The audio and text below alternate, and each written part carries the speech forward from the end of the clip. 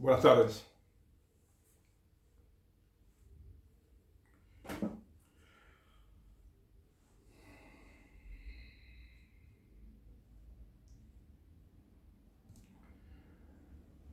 Hoy quisiera comentar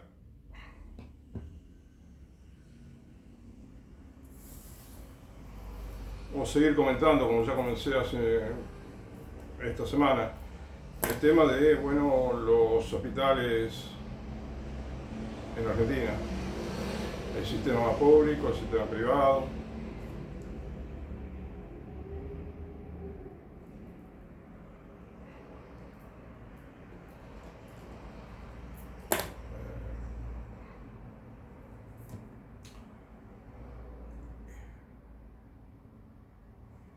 Voy a leer un artículo escrito por dos mujeres, Agustina Gieco y Azul Picón, del año 2014, en el mes de octubre. Es un artículo que fue escrito para el diario, Ideas de Izquierda. Ideas de Izquierda, La Izquierda Diario.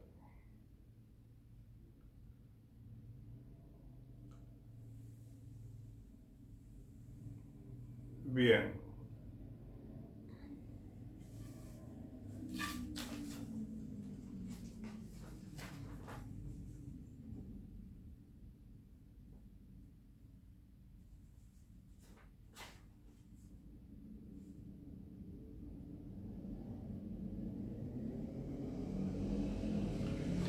No pensemos que por ser el diario de izquierda que va a tener definiciones extravagantes, ¿no?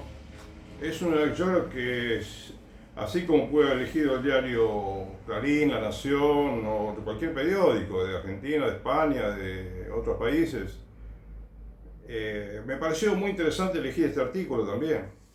Muy interesante porque acá el título es El sistema sanitario en la Argentina, ¿no? Y está ahí, da un resumen, te da un resumen muy bueno de lo que está sucediendo en Argentina. Y objetivo, me parece a mí.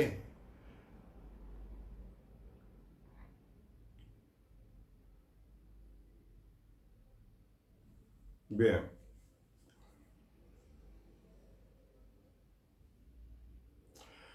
Dice así, ¿no? Los discursos oficiales sostienen que el sistema de atención de salud ha mejorado durante la última década. Estamos hablando de 2014, del año 2014. Bueno, esto ya empieza con algo que me cuesta entender, ¿no? Que diga que mejoraron que mejoró el sistema de salud. Bueno, habrá una pequeña mejora, habrá habido. Y son discursos oficiales, como dice acá, que muchas veces exageran, ¿no?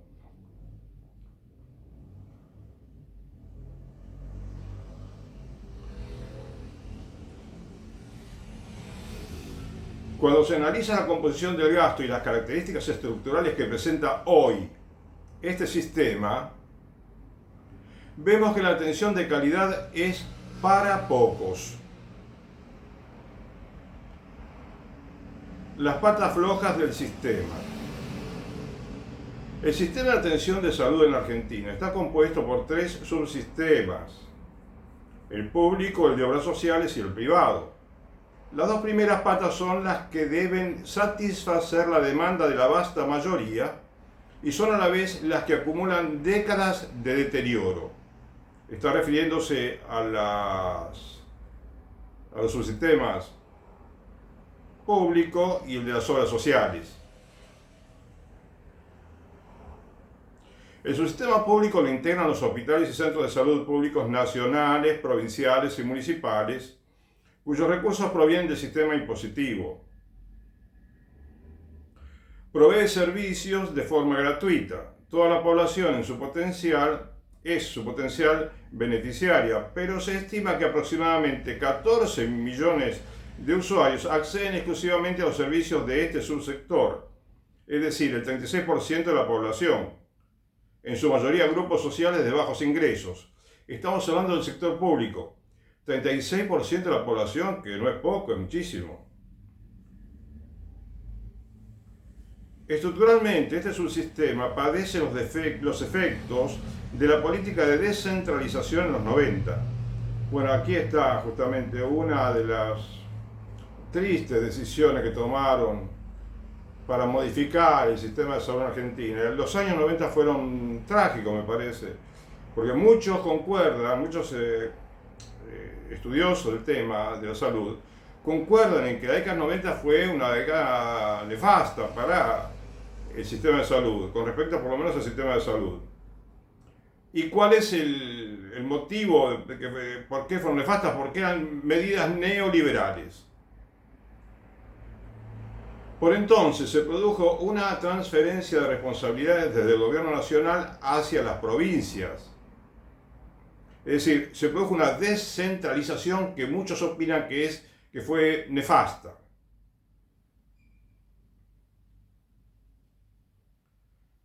Desde el gobierno nacional hacia las provincias, que significó una mayor carga presupuestaria para las mismas y que no fue acompañada de transferencias equivalentes de recursos.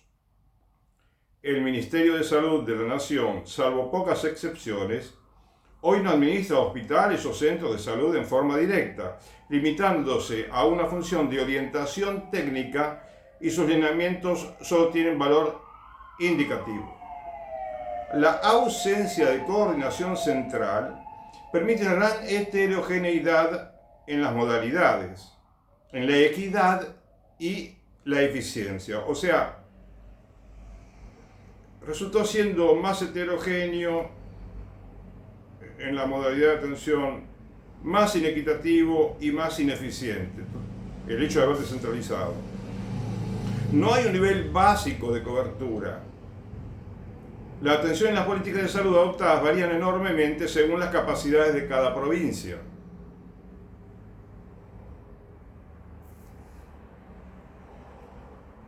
Entre las cuales existen diferencias en la distribución de los recursos físicos y humanos. Hay menos médicos por habitante a medida que nos trasladamos cada vez más hacia el norte. Esto te lo digo yo, lo explico porque acá te lo explican mejor. Bueno.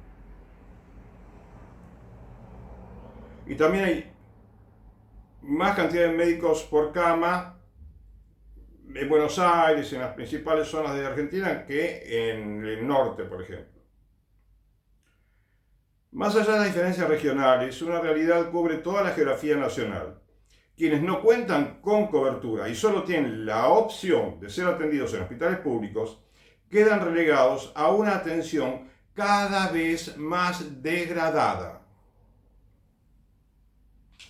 La falta de insumos básicos, de medicamentos, así como las largas horas de espera para ser atendidos, son moneda corriente, así como la falta de personal.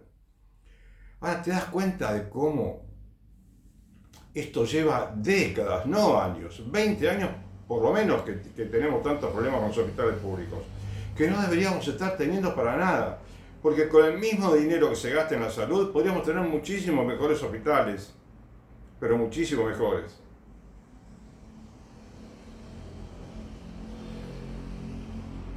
Y durante muchos años, así como cuando en épocas de crisis económica veíamos chicos mendigando por las calles, ¿no? Mal vestidos, sucios y hambrientos, y nos acostumbramos a verlos como si fueran parte del paisaje. Lo mismo sucede con los hospitales públicos. Son parte del paisaje. Pasamos por un hospital, vemos una fila larguísima.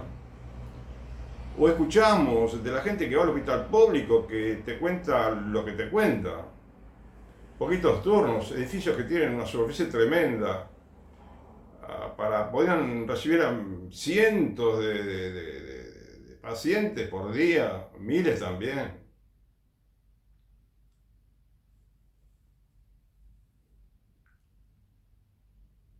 Bueno. Después tenés el subsistema de obras sociales, que está conformado por instituciones que cubren las contingencias de salud de los trabajadores en relación de dependencia y a los jubilados del régimen nacional de previsión social, es decir, PAMI. PAMI y las obras sociales de los activos, comercio, metalúrgicos, docentes, etc. Este subsector se constituye como un seguro social para la protección de los trabajadores y sus familiares directos. El aporte es obligatorio y las obras sociales atienden a un conjunto de 20 millones de habitantes, el 47% de la población. Ahora, bien, esto te lo iba a leer más adelante, pero ¿sabías que los 20 millones de habitantes son atendidos por obras sociales sindicales que reciben una cantidad increíble de dinero del gobierno, que ellos la administran por medio de sus aproximadamente 300 obras sociales sindicales, de las cuales unas poquitas, nomás menos de 10, son las que abarcan la mayor cantidad de esos 20 millones de afiliados? Y resulta que no tienen control las obras sociales sindicales. El gobierno está recaudando para las obras sociales sindicales. Me apuré a decirte esto. Bueno, no quiero olvidarme, pero después lo leo más de pasada en todo caso.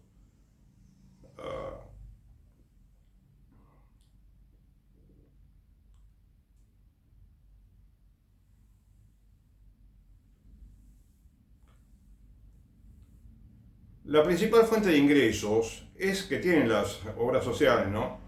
Es el aporte a los trabajadores, 3% del salario de cada empleado, y la contribución patronal es de 6% del salario.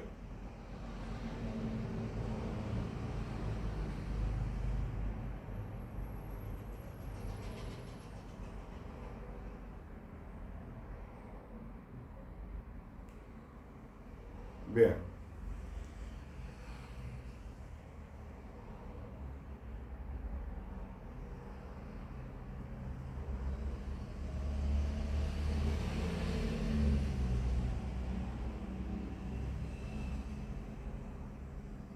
La obra social de jubilados y pensionados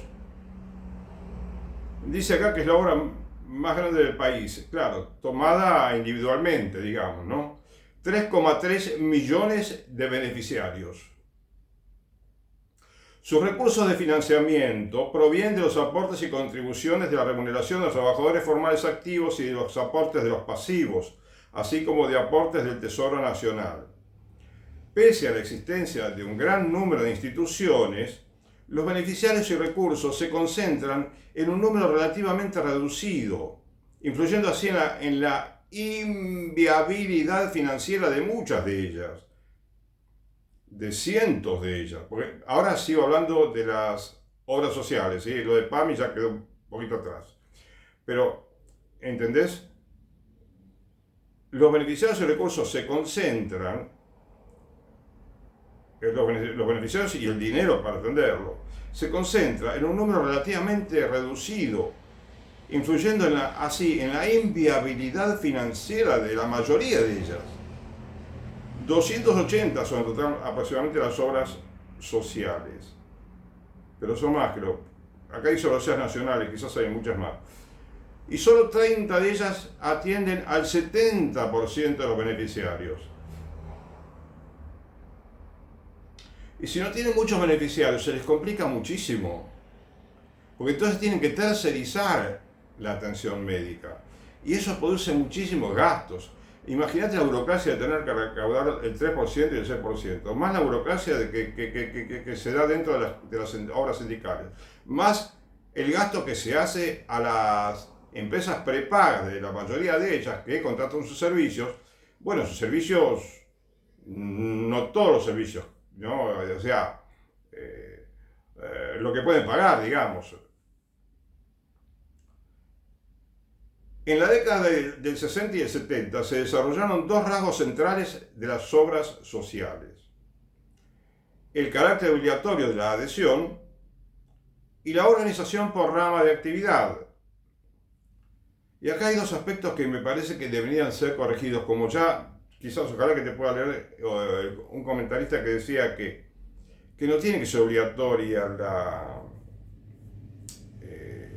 afiliación, ¿no? Pero no importa, dejémoslo por un minuto eso. Vamos a seguir leyendo esto. El rasgo principal, carácter obligatorio de adhesión y también la organización por rama de actividad. Durante la dictadura de Onganía, a través de la ley 18.610, se confirió a los sindicatos, y presta atención por favor, porque estas fueron una de las decisiones más trágicas que tomaron el siglo pasado, se confirió a los sindicatos el manejo de las cajas de las obras sociales, lo cual sucede, te digo yo, como ya lo dicen muchos comentaristas, solamente en Argentina.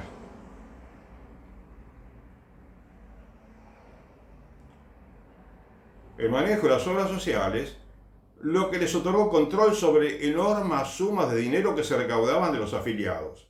El manejo de estos fondos confirió poder y recursos millonarios a los dirigentes sindicales burócratas.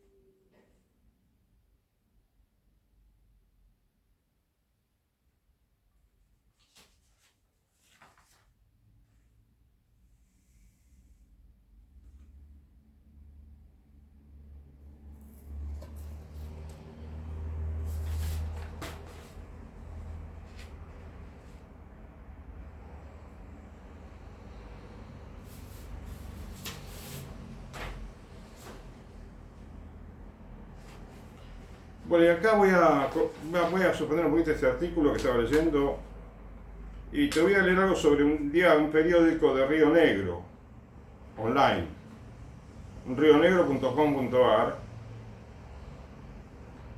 de fecha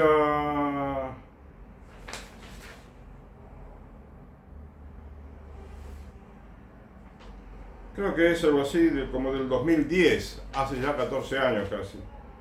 Así que bueno, creo que puede servir porque se refiere a un tema que es de los más urgentes para resolver en Argentina.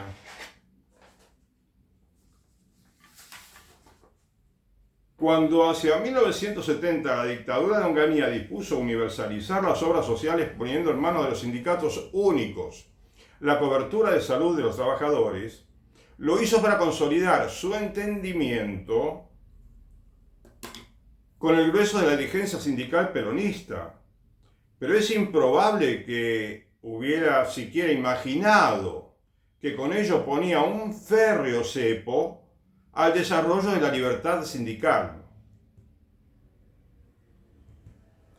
Bueno, por supuesto que no es el único problema, ¿no es cierto?, que puso un cepo al desarrollo de la libertad sindical.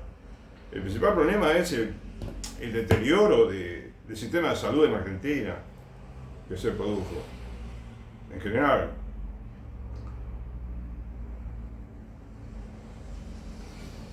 Creaba una red de poderosos intereses que primero condicionarían la vida política del peronismo para luego, contemporáneamente, convertirse en una grave amenaza para las instituciones de la República.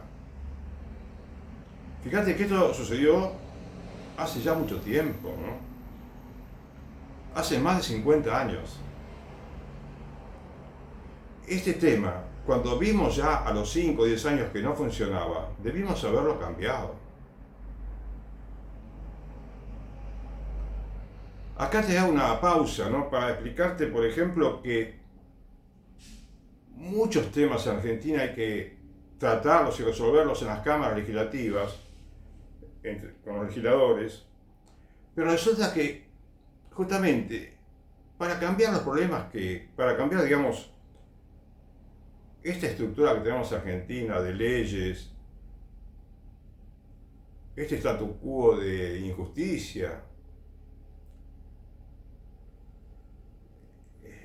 si no tenemos legisladores que deroguen leyes, que consigan la mayoría necesaria y que se entiendan y que dejen de, o mejor dicho, que se consagren al interés por el bien común y que abandonen las fidelidades al partido o a algún lobby, algún cabildeo, o que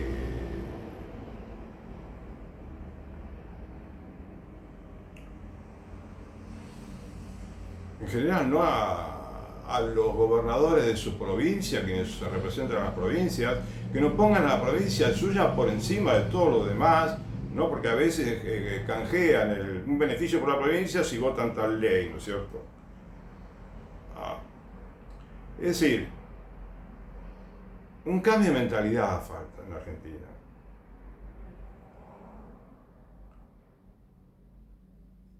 Hace falta una nueva relación, como ya lo dije en alguna ocasión, entre los sindicatos y los partidos políticos. No puede haber un partido político que esté muy asociado a la dirigencia sindical. Bueno, me refiero específicamente al Partido Justicialista. Ese es uno de los errores que tenemos que corregir el peronismo, como decimos, ¿sí? Del Partido Justicialista. Y es urgente que corrijamos ese error. Que los sindicalistas tengan más independencia del partido tal o cual y que todos los partidos se focalicen más en la legislación para el bien común y que no busquen agradar específicamente a un sindicato, a la CGT o a un lobby empresario, que siempre piensen en el bien común por encima de todo.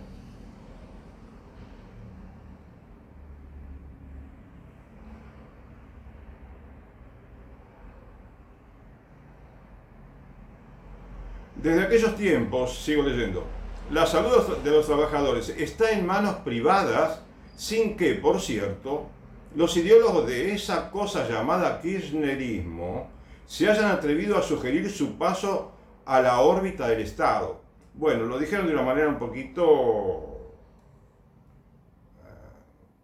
enojada, ¿no? Pero lo que quisieron decir es que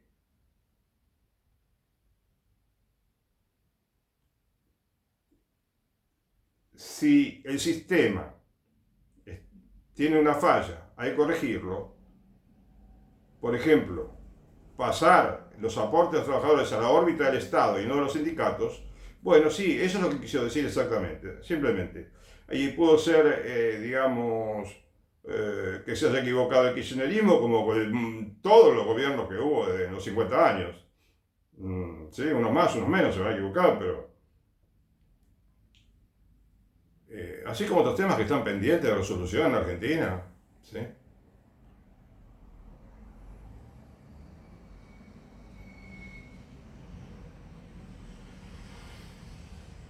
Y lo más lindo es que es posible, podemos entendernos. Porque resolver el problema de los sindicatos en Argentina, que si buscamos culpas, capaz que nos va a dar bronca hablar de los sindicatos, hablar de los políticos, hablar de, no sé, de los economistas, pero ¿por qué no pensamos en que hay que solucionar el problema y tratamos de entendernos dentro de las cámaras legislativas, los políticos, los partidos políticos? ¿Por qué no los periodistas inclusive colaborando con sus investigaciones que realizan, con su opinión? Porque tenemos que comenzar a entendernos los argentinos. En lugar de llamarnos progres, zurdo, facho, ¿por qué no nos proponemos, sea cual fuera nuestra ideología política, debatir tal tema? Este tema hay que corregirlo, por favor. Necesitamos la mayoría para conseguir una ley que modifique este sistema. No es tan sencillo, ¿no es cierto? Pero hablando se entiende la gente, ¿no es cierto?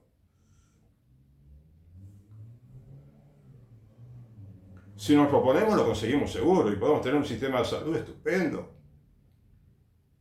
fascinante.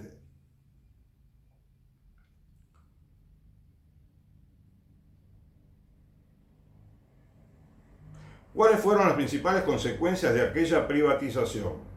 Bueno, yo te lo simplifiqué, ¿no es cierto?, lo de Onganía, pero ya ojalá que lo podamos ir entendiendo juntos ahora a medida que voy leyendo.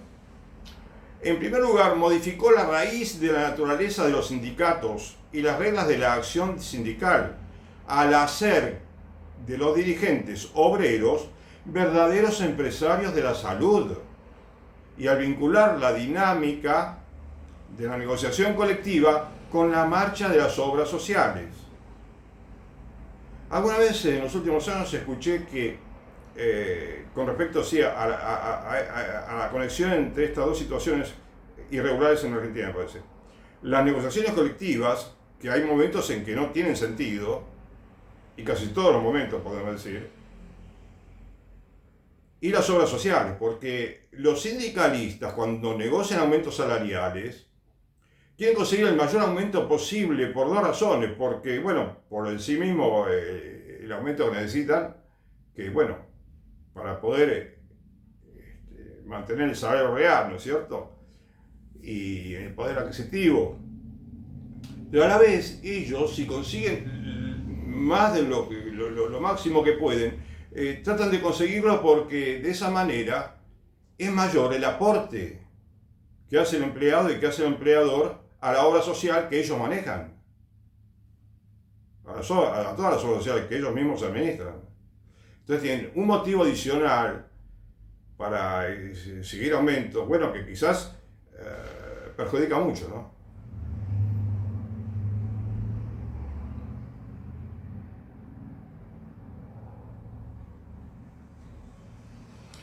En segundo lugar, quebró la ética que presidía el comportamiento del sindicalismo anterior a la ley Onganía, como lo prueba el enriquecimiento incesante de muchos de los líderes sindicales argentinos.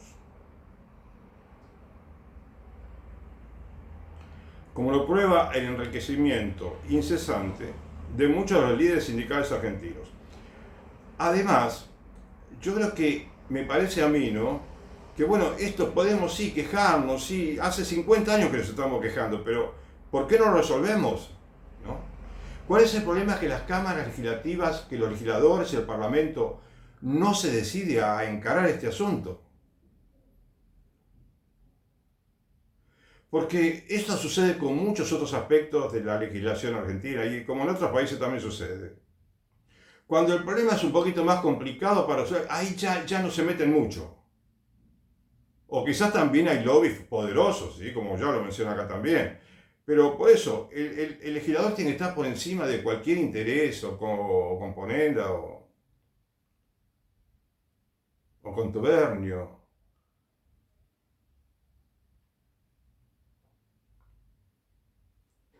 Además, no sé si te diste cuenta, vos que si tenés unos cuantos años de edad, que en Argentina hay una digamos, dinámica sindical, un deporte sindicalista, ¿no?, de pedir mucho aumento y muchas veces, justamente por el sistema que tenemos también.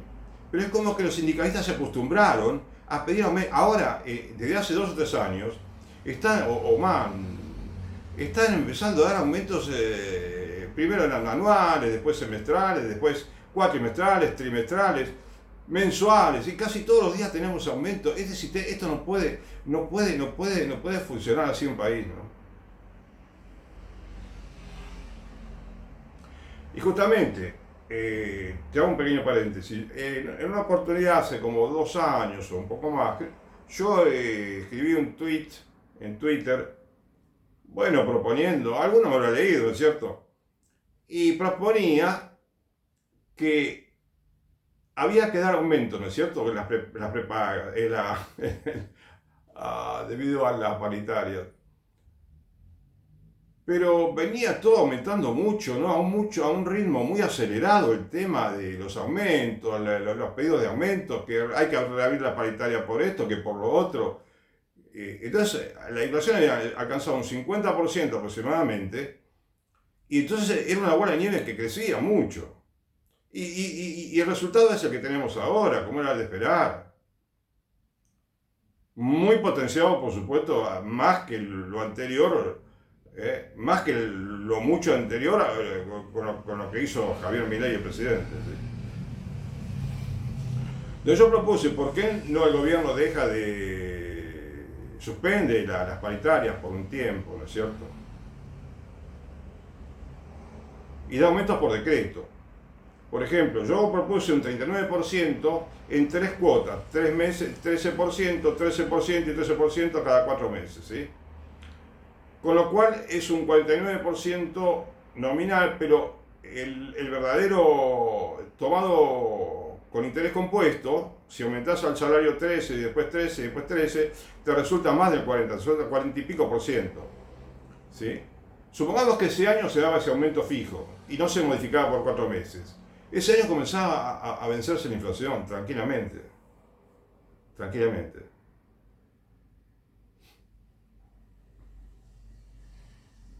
Porque vos frenabas esa bola de nieve, que es la que había que frenar, la inercia inflacionaria que provocaban los mismos aumentos de salario. El empresario no se dedica a aumentar los precios porque sí, ¿no es cierto? No le gusta mucho, en todo caso, aumentar los precios todos los días.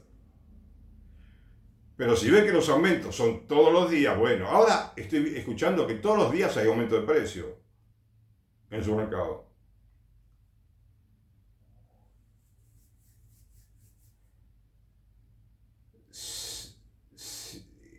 ¿Qué te quiero decir con esto? Que el sindicalismo sea bueno que entienda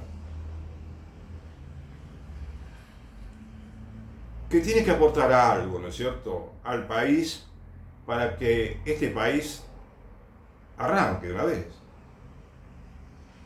Y también los empresarios, también los jueces, los legisladores, los políticos, los trabajadores de todos los rubros, los jubilados, no, los jubilados no, no pido nada por ahora.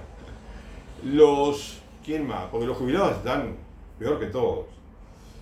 Ah, todos los argentinos que se involucren, que cada uno aporte Pero lo que más se le pide al sindicalista no es que acepte salario de hambre. No, porque no es necesario en Argentina. No es necesario. En Argentina tenemos que recibir un salario equilibrado, de acuerdo con cómo está la economía también.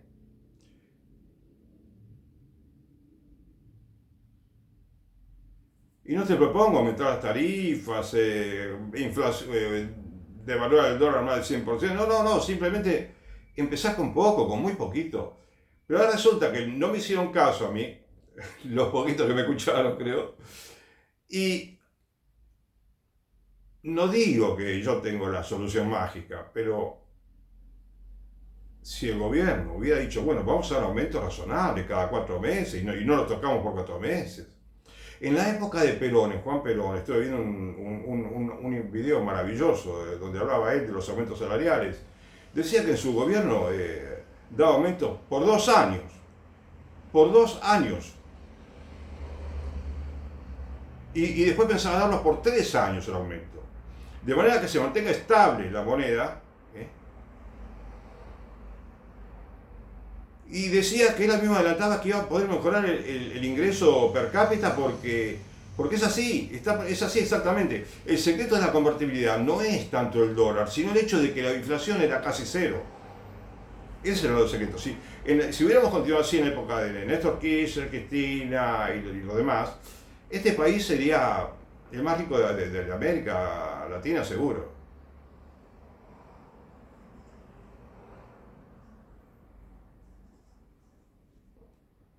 Entonces los sindicatos tienen una función, una responsabilidad increíble, ¿no? Tremenda. Tenemos que conseguir que deje de haber tanto espíritu de lucha en el sindicalismo como lo hubo con Ubaldini, como lo hubo con Agustín Tosco en aquella época, ¿no?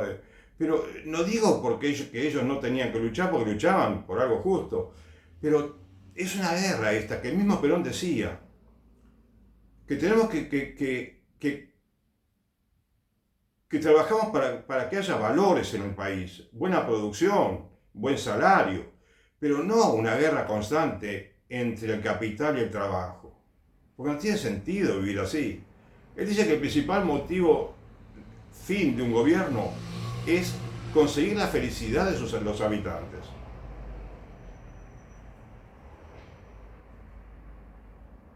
Y habló muy bien, es increíble.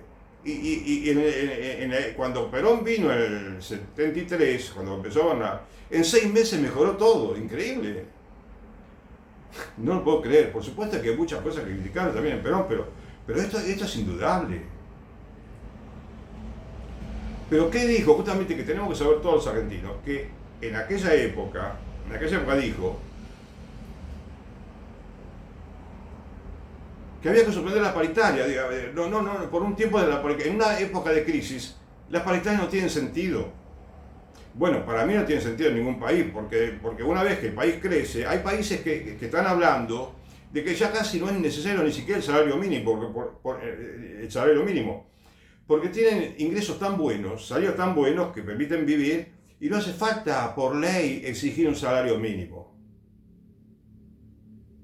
Cada grupo de empleados se pone de acuerdo con los empresarios, ¿no?, de su empresa y todo bien, ¿no es cierto?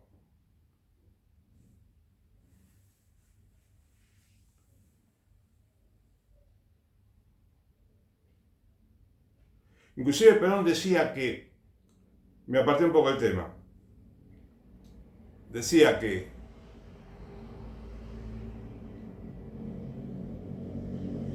con respecto a los aumentos, ¿no?, por paritaria, supongamos que se hace un acuerdo en las convenciones colectivas, que bueno, que no son buenas para nada.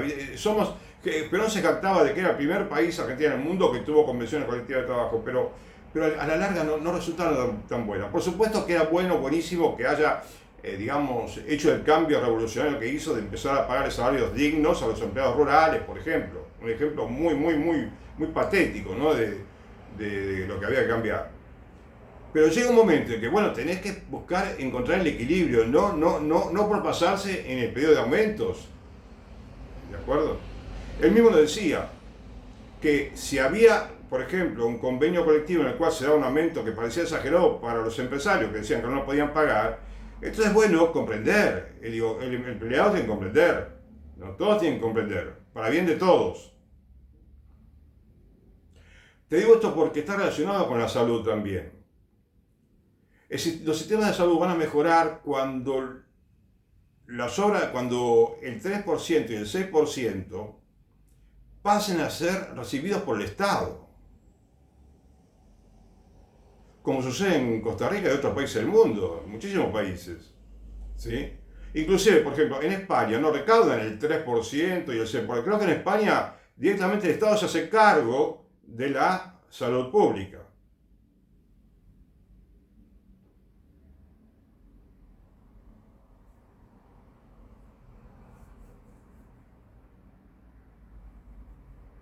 Entonces vuelvo al tema.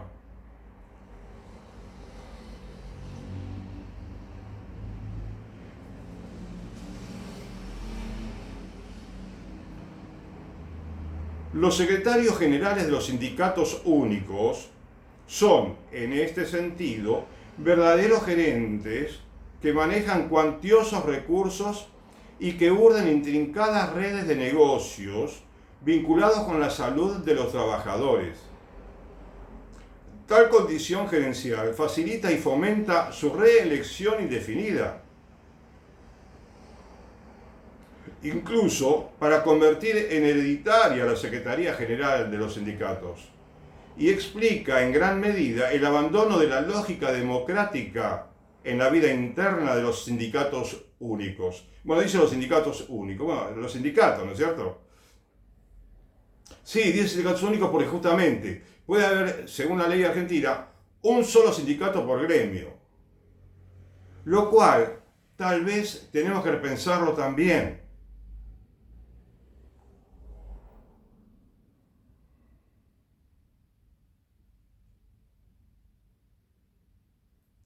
A la hora de imaginar un camino que nos conduzca a la plena vigencia de la libertad sindical, consagrada en nuestra Constitución y recientemente avalada por fallos de la Corte Suprema, las obras sociales concedidas en propiedad al sindicato único con personería gremial actúan como un escollo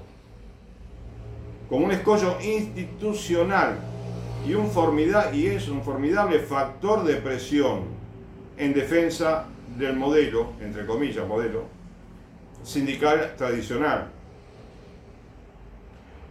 Recuérdese, si no, las sendas derrotas de los intentos reformistas de los presidentes Perón en 1963 y Alfonsín, Proyecto Neri, secuela del desafortunado pacto sindical radical de 1987.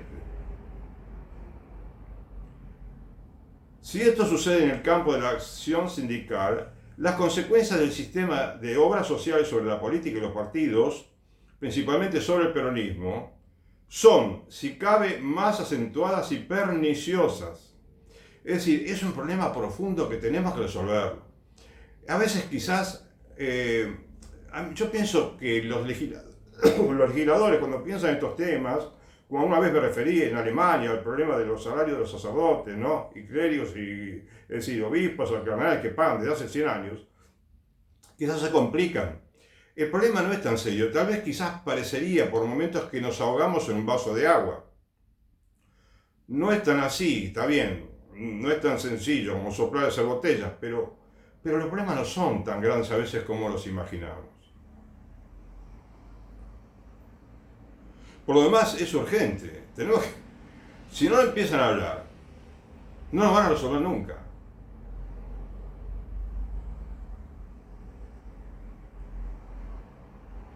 Todos los legisladores,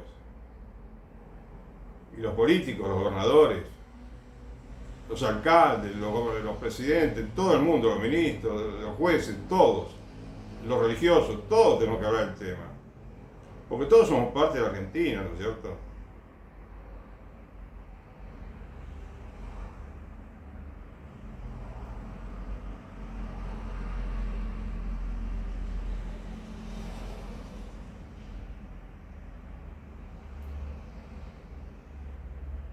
Acá dice, como decía, no recién, como leí, que parece que Perón en 1973 quiso hacer una reforma. Y Alfonsín con el proyecto Neri, que yo no lo estudié. Pero hay que hacer reformas, ¿sí? La que estamos comentando acá. Y lo sabemos, y lo saben los legisladores, lo saben los políticos, mucha gente lo sabe, pero no nos animamos a tratar los temas.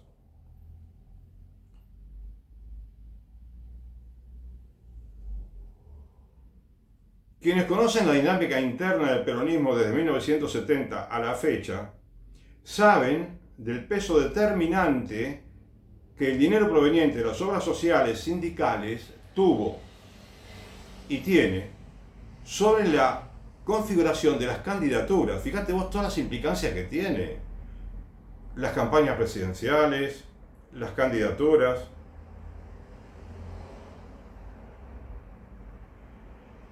Las consecuencias del sistema de obras sociales sobre la política y los partidos, principalmente sobre el peronismo. Quienes conocen la dinámica interna,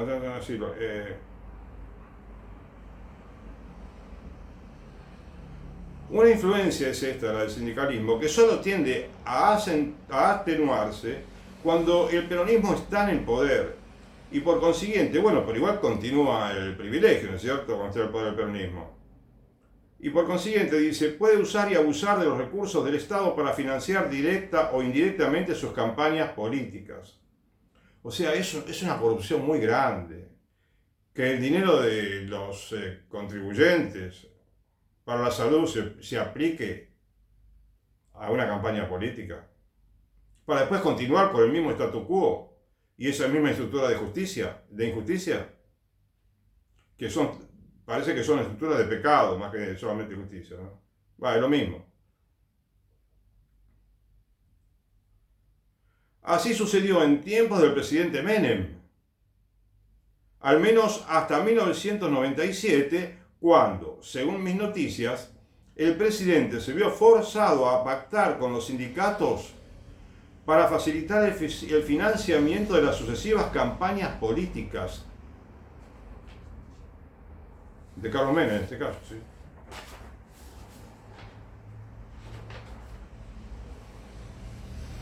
Un acuerdo, acá dice que dicho sea de paso, el de Menem con los sindicalistas, determinó mi renuncia como ministro de Trabajo. Claro, porque este artículo, no te dije que está escrito por un señor que fue ministro de Trabajo. Yo me había olvidado porque pensé que era otro del autor. Acá dice, José Antonio Caro Figueroa, fue ministro del Interior, es tucumano, tengo entendido el nombre, y fue ministro del Interior de Carlos Menem. José Armando Caro Figueroa.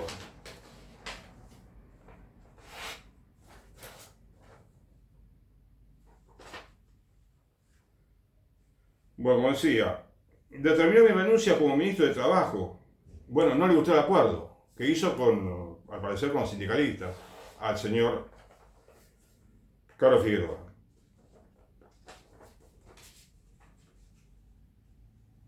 Las cosas no transcurren de otra manera bajo el liderazgo del matrimonio Kirchner.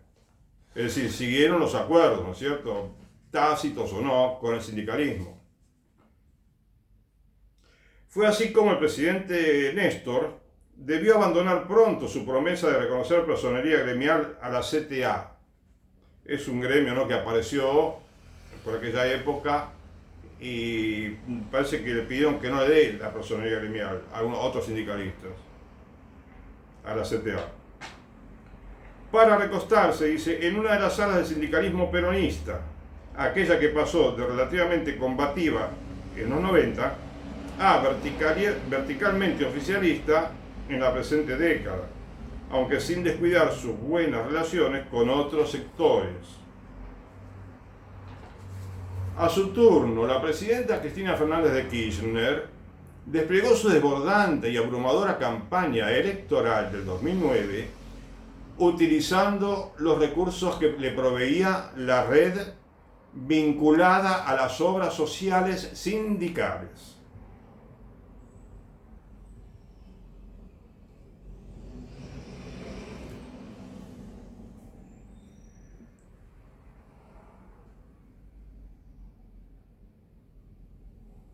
Más allá de esta continuidad, reflejada también en algunos personajes que durante los últimos 15 años en la trastienda o desde las segundas líneas de los gobiernos dirigen la trama,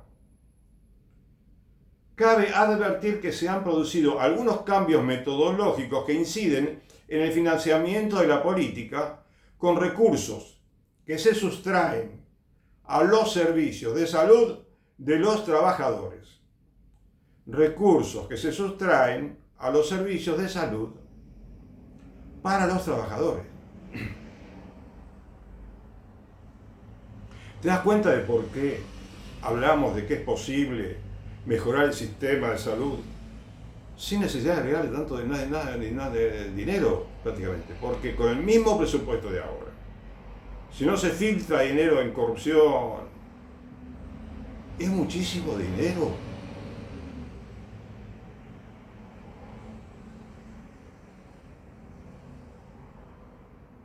Si antes estos fondos fluían directamente del sindicato a una o varias de las líneas del peronismo político, hoy, como surge de incipientes investigaciones judiciales y parlamentarias, el tráfico de dinero se hace a través de compañías controladas por dirigentes sindicales, sus familiares o sus socios.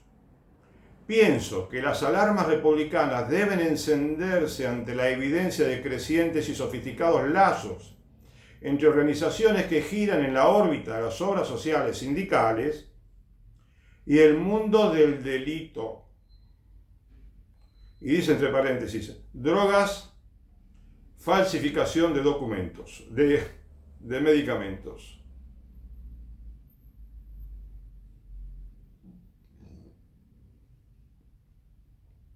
Repito, por favor.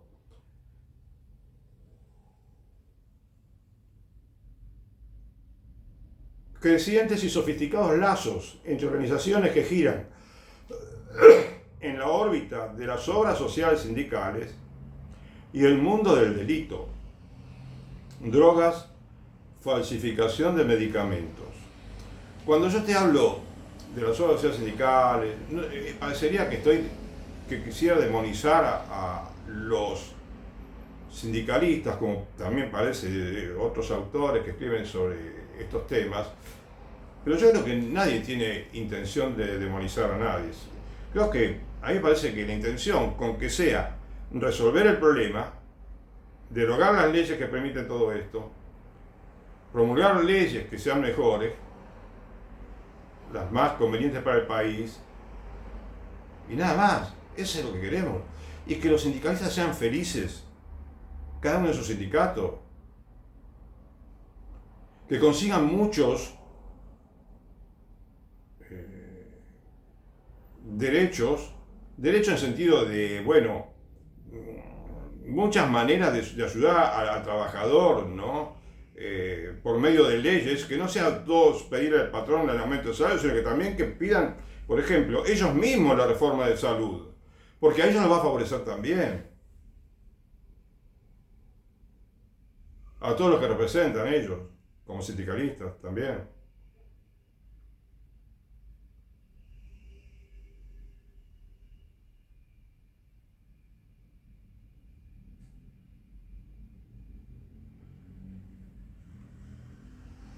Sabemos que es reprobable el financiamiento de la política cuando proviene de dinero negro o de grupos que invierten, esperando cobrar sus dividendos, en influencia y tratos de favor, lo cual parece que está a la orden del día, ¿sí? Cuántos chanchullos, cuánta corruptela en el mundo político, lamentablemente.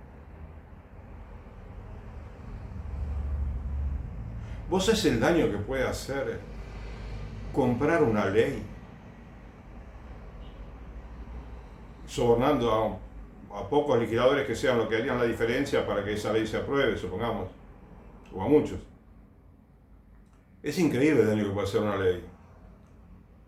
Puede arruinar toda la moral de un pueblo entero, como le está sucediendo en otros países, y acá también. Y además existe influencia de multimillonarios extranjeros y organizaciones extranjeras.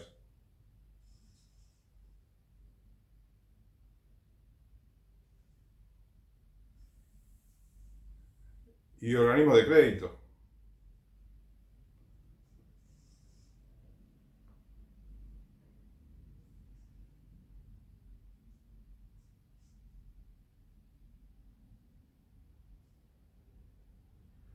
Pero el tema adquiere una gravedad institucional inusitada cuando, como es el caso, el crimen organizado encuentra una puerta fácil para entrar discreta y eficazmente en el mundo de la política. Para evitar que en la Argentina ocurra lo que está sucediendo en otros países latinoamericanos, deberíamos avanzar en 3 direcciones complementarias, sigue diciendo José Armando Caro Figueroa. Hacer efectiva la libertad sindical, primero dice, ¿no? Democratizar la gestión de las obras sociales sometiéndolas a auditorías independientes y separándola de la dirección sindical. Y tercero, llevar hasta sus últimas consecuencias el principio de la libre elección del ente prestador, o, llegado el caso, retomar la idea de un sistema público y universal de salud. Justamente eso es lo que me parece a mí, estoy intuyendo que es lo mejor. Un sistema público y universal de salud. Está aprobado, por lo visto, en el mundo, por las experiencias que estamos leyendo de muchos países, que los sistemas universales son los mejores. Y si son gratuitos, son los mejores también. lo mejor que puede tener un país para tener bienestar, una economía de bienestar y un perfecto desarrollo económico, es prestar un infinito cuidado a la atención de la salud y la educación.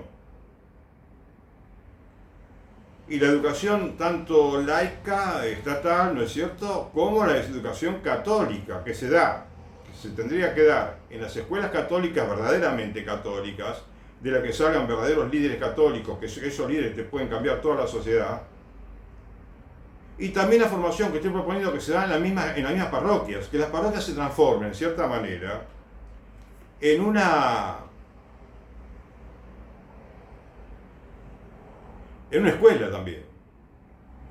Por supuesto que la tarea principal son los sacramentos, sacerdote no, la misa, la confesión, los casamientos religiosos, los bautismos.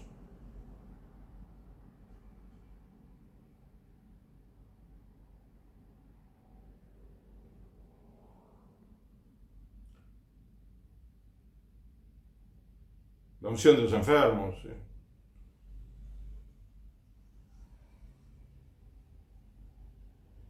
Y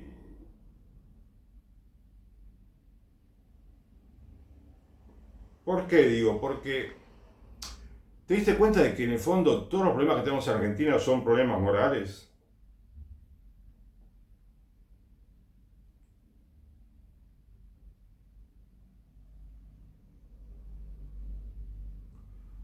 Entonces, ¿qué es lo básico, la condición sine qua non para que los argentinos cambiemos y seamos una sociedad mejor?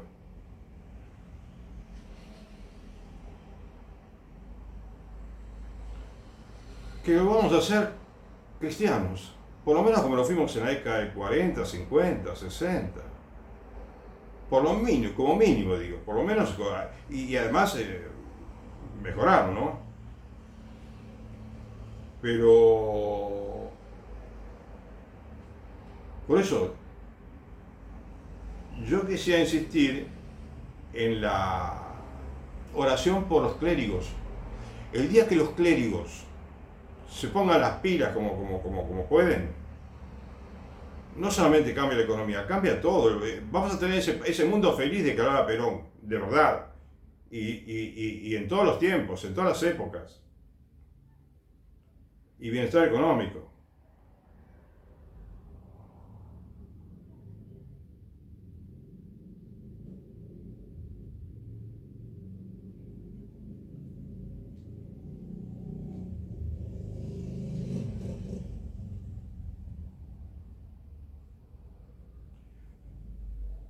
¿Por qué te digo, por ejemplo, vamos a decir, qué tiene que ver la parroquia con el sistema de salud? Nada, en cierta manera. Pero, fíjate, el sindicato tiene que mejorar. Pero no se trata de que los demás no tengan que mejorar, todos tenemos que mejorar. Pero para que mejoren los sindicatos, para que entiendan bien todo, tendrían que entender, ellos deberían entender el Evangelio, conocer el Evangelio y entenderlo y practicarlo, lo mejor que puedan. Y yo humildemente, sí, primero yo, ¿no? Tengo que pensar eso. Y,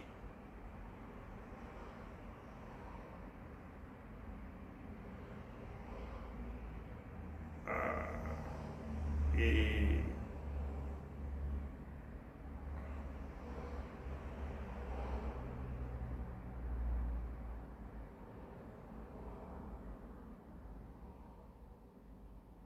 ¿por qué te hablo de enseñar en las parroquias?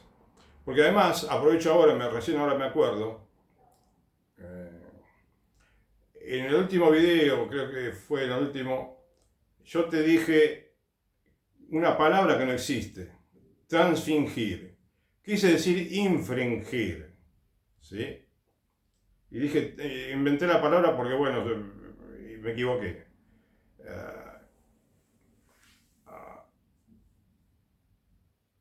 En el Evangelio de San Juan dice, id pues, enseñad a todas las gentes, bautizándolas en el nombre del Padre y del Hijo y del Espíritu Santo, enseñándoles a observar todo cuanto yo os he mandado. ¿Sí? Es decir, que principalmente el mandamiento de Jesús, los mandatos de Jesús, los consejos evangélicos, están justamente ahí, en los evangelios, en los 4 evangelios, ¿sí? Mateo, Marcos, Lucas y Juan. O sea, la función del apóstol es predicar, convertir a ser discípulos de todas las gentes, a ser discípulos de todo el mundo, hombres, mujeres, niños, adultos, de todo el mundo discípulos de Jesús, por todo el mundo. Dice, enseñándoles también, enseñándoles a observar todo cuanto yo os he mandado. El católico tiene la función de enseñar. Y la parroquia, preguntémonos si la parroquia está enseñando. Si es un lugar donde aprendemos, porque es un lugar ideal. Hay parroquias que sí, en la cual la gente se forma. Pero hoy en día estamos relativizando todos los católicos. La primera reforma profunda que necesita el mundo es la de los católicos.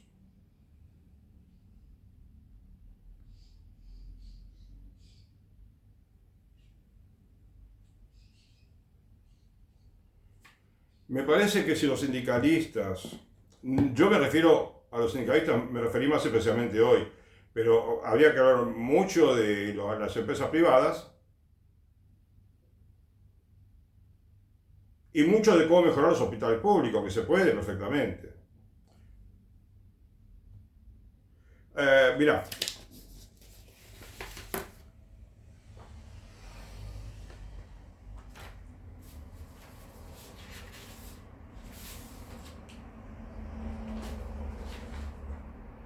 yo tenía por acá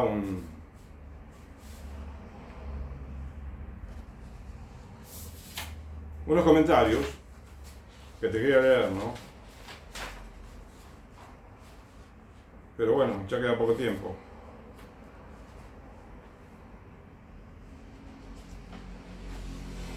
Acá, bueno, el artículo no me acuerdo de qué hablaba, pero yo elegí solamente los comentarios, ¿sí? que tienen que ver con el sistema de salud. Acá alguien dice, me siento impotente frente a la oligarquía sindical. ¿Qué hacer si los políticos de turno se alían con ellos? Y cuando hay oposición, los vuelven locos. ¡Qué impotencia! Y después otro dice, y no por casualidad responden al peronato. Bueno, acá una palabra despectiva. Único país en el mundo donde la representación de los obreros y empleados solo puede ser de un partido político. Claro, como si tuvieran el monopolio de los trabajadores, el Partido Justicialista. ¿Y querés que te diga? En parte sí, porque no hay otros partidos que realmente defiendan los intereses de los trabajadores. Ecuánimemente, te digo, no así como una cuestión clasista. No, de manera ecuánime, equitativa.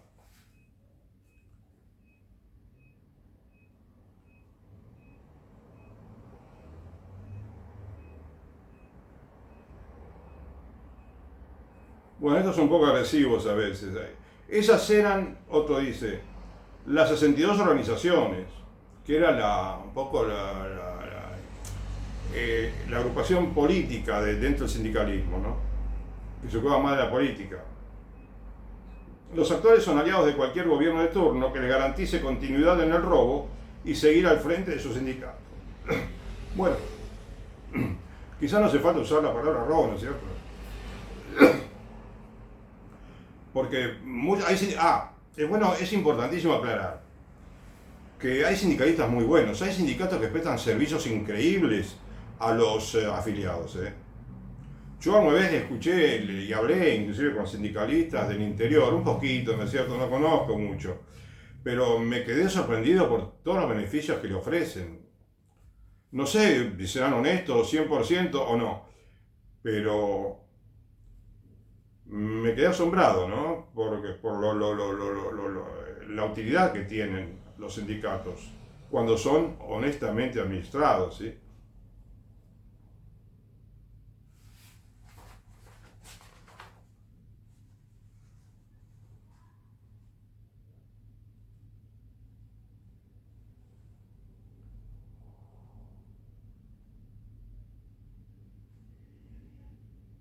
Bueno, son un poquito agresivos, pero bueno, tratemos de entender lo que hay que hacer un cambio, ¿no? En la ley y todo. Nada más que eso. El error increíble a esta altura es seguir considerando los sindicalistas, entre comillas dice, son voces. Voz significa jefe en inglés, como que son jefes, son voces de la mafia. Bueno, está exagerando un poco.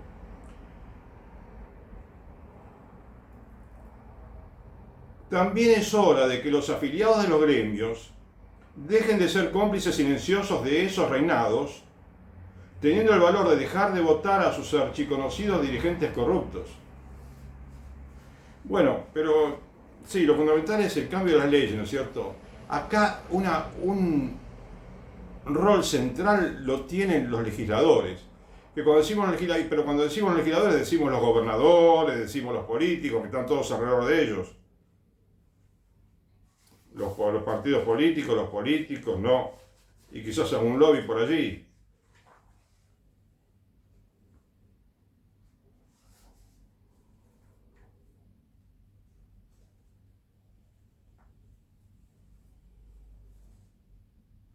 Coincido, dice, que hay que profundizar en su riqueza y ojalá aparecieran esos dos datos. Años de jefe de sindicato y fortuna acumulada. Bueno, y sigue, pero no lo leo porque es agresivo.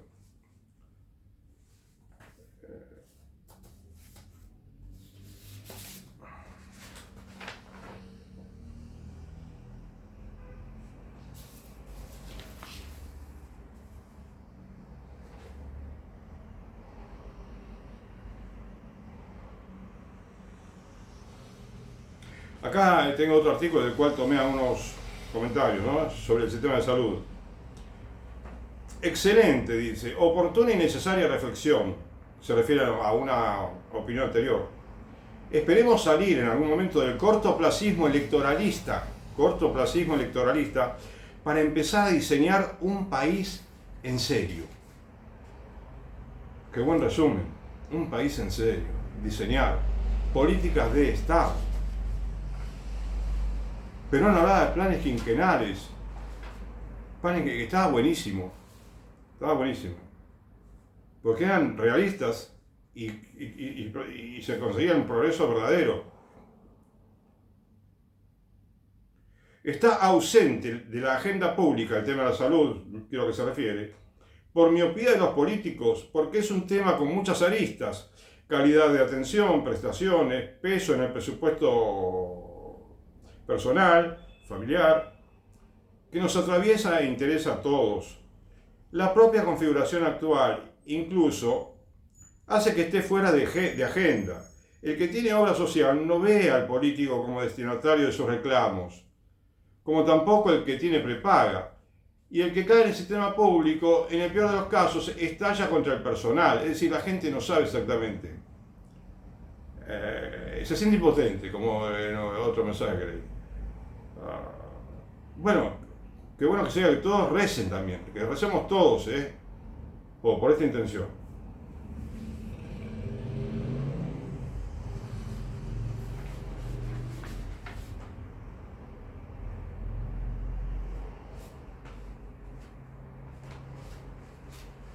Acá es interesante, es una persona que conoce algo de Europa, que bueno, ya lo habrás leído alguna vez. ¿Por qué a más de un político no le interesa? ¿Por qué? Porque la consideran un gasto. O sea, la plata para el hospital público, se referirá seguramente, del cual el Estado no debería hacerse cargo cuando veo los hospitales que tienen en Europa. No, esto no se entiende bien. Dice que justamente tiene que hacerse cargo. Cuando veo los hospitales, dice, de Europa, Italia, España, y dice, ni hablar de Suecia, Dinamarca, Noruega, te da envidia, dice. Y para más pagamos más impuestos que ellos. Te pagamos muchos impuestos y por eso te digo, con el mismo dinero, lo mismo sucede, ya lo expliqué una vez en el sistema educativo. Pero claro, hay lobbies poderosísimos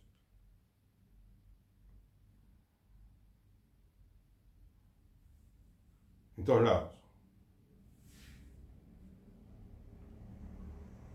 Si por lo menos en Argentina tuviéramos, ¿cómo te diría?, un resto de ciudadanos argentinos en el ámbito político, sindical, educativo, político, judicial, empresarial, en todos los ámbitos. Un resto de argentinos honestos, que lo puede producir la religión católica, con buenos cursos, con buena enseñanza de teología y materias morales en la primaria, secundaria y en la universidad. En escuelas de élite, no por el dinero, sino por la capacidad. Y la adhesión al catolicismo, al magisterio de la Iglesia. Si tenemos un pequeño grupo en Argentina de argentinos fieles al bien común, podemos imbuir toda la sociedad argentina. Ese grupo puede influir a toda la sociedad argentina de catolicismo, de honestidad, de esperanza, de fe, de valor, de audacia, para hacer cambios estructurales.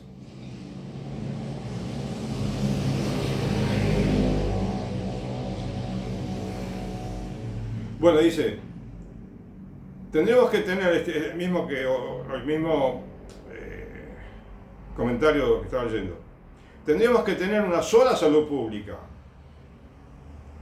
Las obras sociales, acá exagero un poco, creo, son una cueva de corruptos que el Estado cubre con nuestros impuestos y, para peor, cuando el trabajador se jubila después de pagar los mejores años de su vida, lo pasan al PAMI. Bueno, lo que pasa es que, todo se puede mejorar, ¿sí? Para mí, el hecho de que esté dividido en dos grandes partes, el PAMI y la salud pública, esté dividida en dos grandes obras sociales, que parecen, no sé. Por eso, tomarla si querés la salud pública como una obra social, mantenida por el Estado, así de sencillo. Y a la vez el PAMI, que ahora existe, pero pero porque a una vez un político, como creo que fue Francisco Manrique, el que tuvo la idea de crear el PAMI,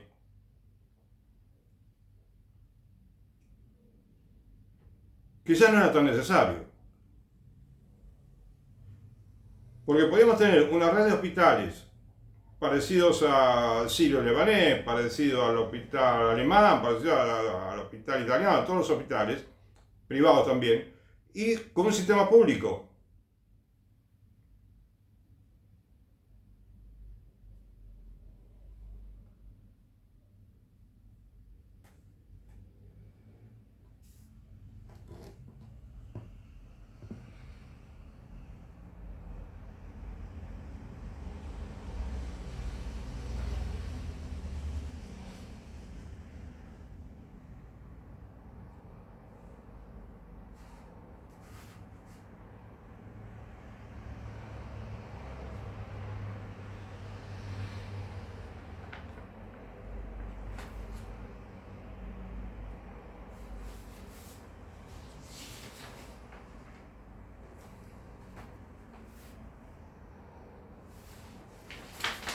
Acá dice, la ausencia del problema salud en la agenda política. Mucha gente habla de la agenda, tiene que estar en la agenda. Hay artículos que giran en torno a la agenda política en la cual no está el sistema de salud. Fíjate cómo hoy, ¿sí? Febrero de 2024. Tenemos un gobierno que está haciendo desastres por todos lados, que sabés que va a seguir haciendo desastres cada minuto que pasa y que no tiene ninguna posibilidad de conseguir la confianza de cualquier ciudadano que tenga sentido común.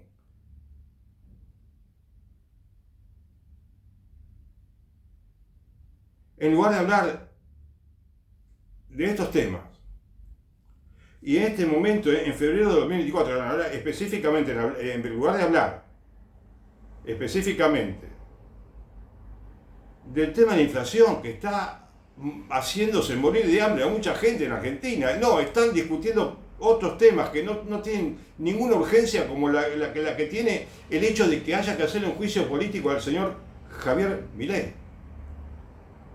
Pero en Argentina ese es otro de los temas. Tenemos que tener una ley para que mejore todo esto. ¿Cómo vamos a mejorar todo si tenemos tanta paciencia para hacer un juicio político al presidente de la República? Como la tuvimos siempre. Hay varios presidentes argentinos que tuvieron que renunciar por juicio político. Mira, te digo, ojalá que no se note, se vea como ofensivo esto, pero si el señor Mauricio Macri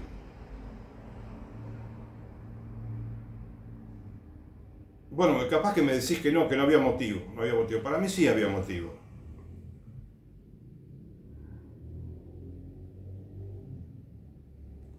Si el señor Mauricio Macri hubieran hecho un juicio político antes de pedir ese préstamo de 40 y pico mil millones de dólares del Fondo Monetario Internacional, que entre paréntesis habría que cerrarlo, como ya más de un economista sensato lo piensa en el mundo, habría que cerrar el Fondo Monetario Internacional para que mejore también la salud, porque la salud la está arruinando también desde allá afuera, de esos organismos. No quiero decir que son malvados, se equivocan, digo que se equivocan, dejé de entenderlo así, se equivocan. Pueden ser que sean malvados, pero bueno, si lo que veo es que cometen un error y que lo han cometido con muchos países y que siguen cometiéndolos. Ahora están felicitando a Javier Milei por lo que hace, o por lo menos dicen, está todo bien, está todo bien.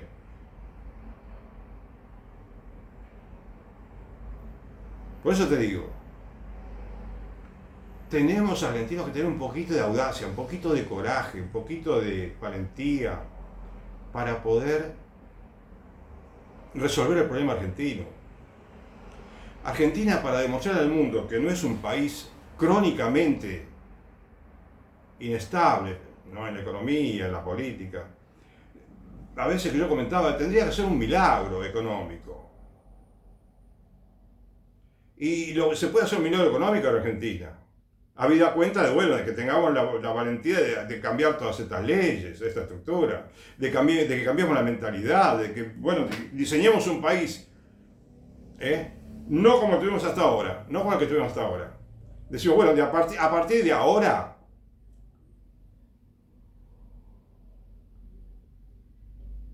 no ponemos énfasis tanto en lo que pasó antes, y mucho menos hablar de Juan Bautista Alberdi, como hacen unos políticos, ¿entendés? Que era una realidad distinta a la de ahora. O sea, poner todo en discusión, todo, ¿sí? Y empezar con bríos nuevos, ¿viste? Para hacer un país en serio, como dice el señor.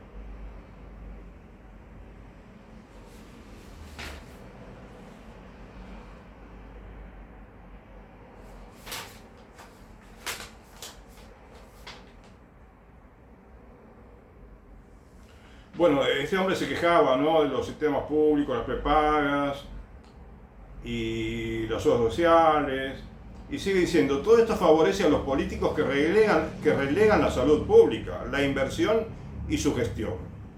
Y la gestión, ¿no?, la gestión que tienen que realizar ellos, la relegan.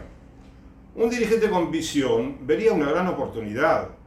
Lo destinado a salud es enorme, con una muy baja eficiencia. Mucha plata, poca eficiencia. Y corrupción, impactando fuertemente en la economía. No tener una población saludable también acarrea gastos que se podrían evitar. Las obras sociales casi en su totalidad son aguantaderos de familiares de sindicalistas, militantes y militantes políticos que no tienen ninguna infraestructura sanitaria y tercerizan las prestaciones en sociedades privadas o en las pocas obras sociales que sí invirtieron. Además, son la fuente principal de poder y financiamiento de la mafia sindical jurásica, no sé qué, me parece que está muy enojado. que lleva 40 años en el poder interrumpidos, parando el país. Bueno, quizá quiere decir que se está frenando el progreso del país. Me parece que falta inteligencia para insertar y presentar de forma atractiva el tema en la agenda pública. Los potenciales beneficios para la población son extensos. Mejor cobertura, cercanía. Bueno, acá dice descentralización de la atención. Sí, no del sistema, ¿no es cierto? Habrá querido decir. Descentralización de la atención, o sea, hacer más libre todo, hacer más práctico todo para el usuario, no complicarle la vida, ¿no es cierto? Con burocracia, con papeleo, ¿no? Con formularismo. Entonces,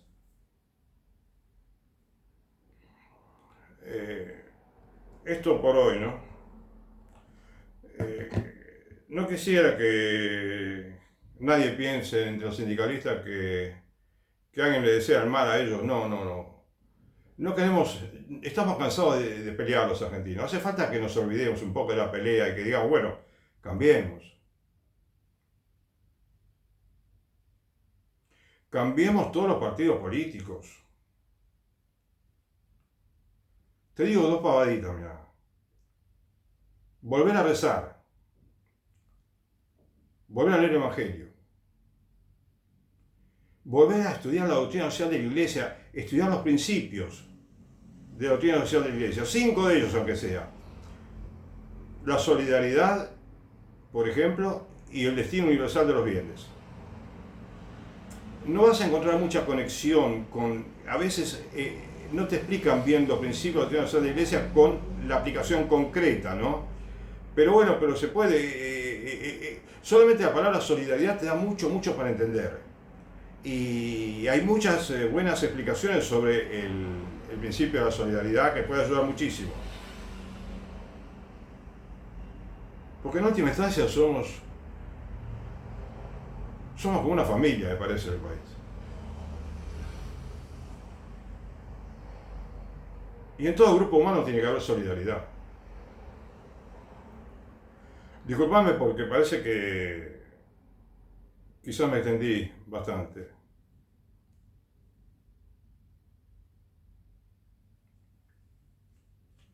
Y bueno, hoy creo que fui desordenado en los temas. Te agradezco mucho. Que Dios te bendiga. Gracias.